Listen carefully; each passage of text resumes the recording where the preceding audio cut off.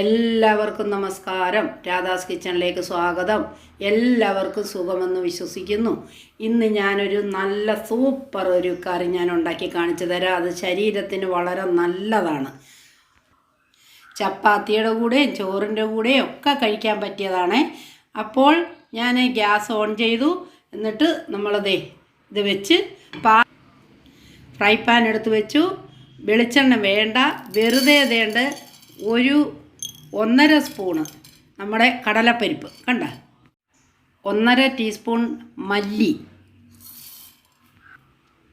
1 teaspoon നിറച്ച് വെളുത്ത എള്ള് അതും കൂടി ഇട്ടു. ഗരം മസാലയുടെ കൂട്ടാണിത്. ഇതും കൂടെ നമ്മൾ ഇതിനകത്തിലോട്ടൊന്ന് ഇട്ടു. 1 ടീസ്പൂൺ പെരിഞ്ജീരകവും കൂടി ഇട്ടു. എന്നിട്ട് നമുക്ക് ഒന്ന് ലൈറ്റ് മെറൂണാക്കി മൊരിച്ചെടുക്കാം. മിക്സർ ഗ്രൈൻഡർ എടുത്തു. എന്നിട്ട് നമ്മൾ എണ്ണയില്ലാതാണ് ഇതിനെ വറുത്തെടുത്തത് കണ്ടോ. എന്നിട്ട് നമുക്കിതിനെ ഒന്ന് പൊടിച്ചെടുക്കണം നന്നായിട്ട്. ചീനിച്ചട്ടി വെച്ചു, നന്നായിട്ട് ചൂടായി. 2 ടേബിൾ സ്പൂൺ എണ്ണ ഒഴിക്കുവാണ് കേട്ടോ. ഇഷ്ടമുള്ള എണ്ണ ഒഴിച്ചാട്ടോ. 2 ടേബിൾ സ്പൂൺ നിറച്ചൊഴിച്ചു കേട്ടോ. എണ്ണ ചൂടായി. 1 ടീസ്പൂൺ കടുകിട്ടു. നല്ലൊരു ഇഞ്ചിയുടെ കഷ്ണവും കുറച്ച് വെളുത്തുള്ളിയും കൂടെ എടുത്ത് ചതച്ചെടുത്തതാണ് കേട്ടോ. 2 സവാള പൊടിയായിട്ട് അരിഞ്ഞത് അതും കൂടെ ഇതിൻ്റെ കൂട്ടത്തിലൊന്ന് ഇടുവാണേ.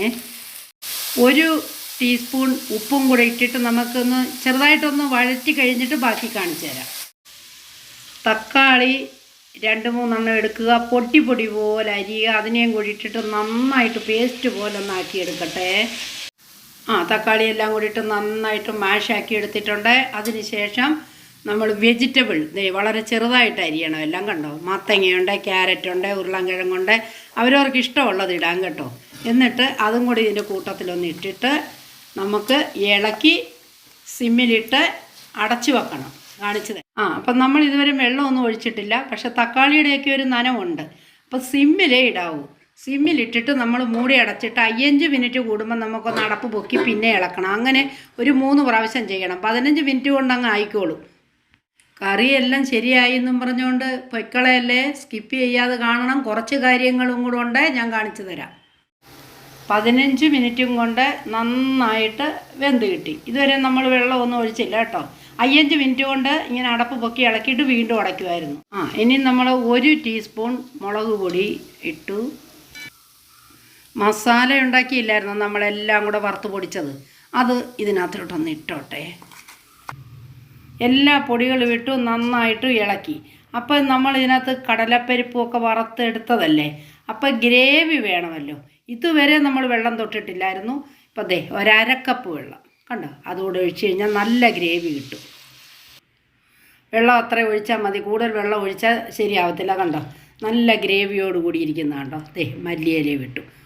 അങ്ങനെ നമ്മളുടെ കറി അങ്ങ് റെഡിയായി. ഭയങ്കര ടേസ്റ്റാണ്. എല്ലാവരും ഇതുപോലെ തന്നെ ഉണ്ടാക്കി കഴിക്കണം. അപ്പോൾ വെജിറ്റബിൾ കഴിച്ചില്ലെന്നൊരു പേടി വേണ്ട. എല്ലാ വെജിറ്റബിളും നമുക്ക് ഇതിനകത്തിട്ട് കഴിക്കാൻ പറ്റും. ശരീരത്തിന് സൂപ്പർ ഐറ്റവുമാണ്. ഞാനിപ്പോൾ കോരിയെടുത്ത് കാണിച്ചു തരാം. അപ്പോൾ നമ്മളുടെ കറി റെഡി ആയിട്ടുണ്ട്.